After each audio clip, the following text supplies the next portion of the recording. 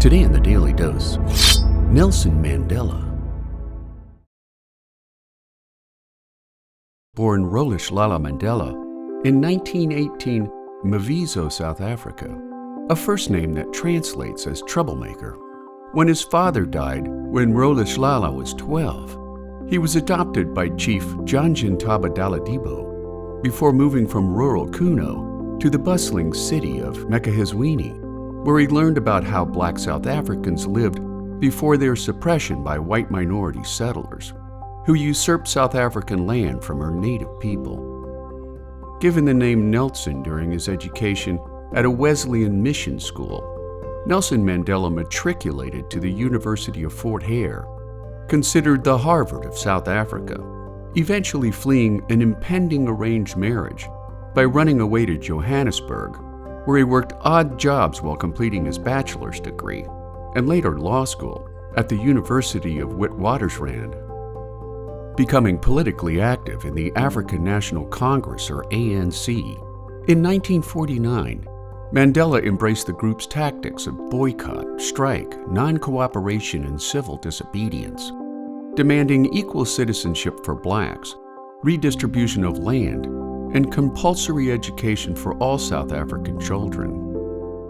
In 1956, Mandela and 150 other ANC members were arrested and charged with treason, and after their acquittal, a new movement of anti-apartheid activists broke away from the ANC to form the Pan-Africanist Congress, a departure that badly weakened the ANC. Arrested yet again in 1961 for leading a 3-day national workers' strike, he was sentenced first to a 5-year imprisonment before a later politically motivated retrial sentenced him to life in prison for acts of political sabotage.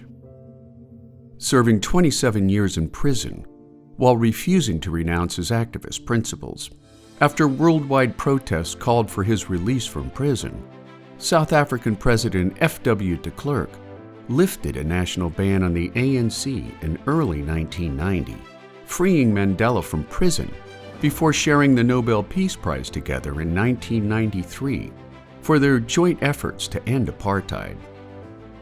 Elected South Africa's first black president in 1994, in the first national election that gave blacks the right to vote, 2 years later, Mandela signed into law a new constitution for South Africa, which guaranteed, among other things, equal rights for minorities and freedom of expression.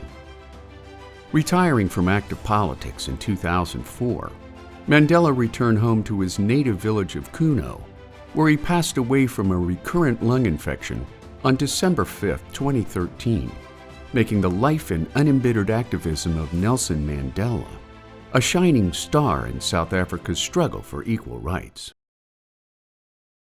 And there you have it, Nelson Mandela, today in the Daily Dose. If you like learning something new every day, subscribe to the Daily Dose on YouTube or sign up for emails at dailydosenow.com.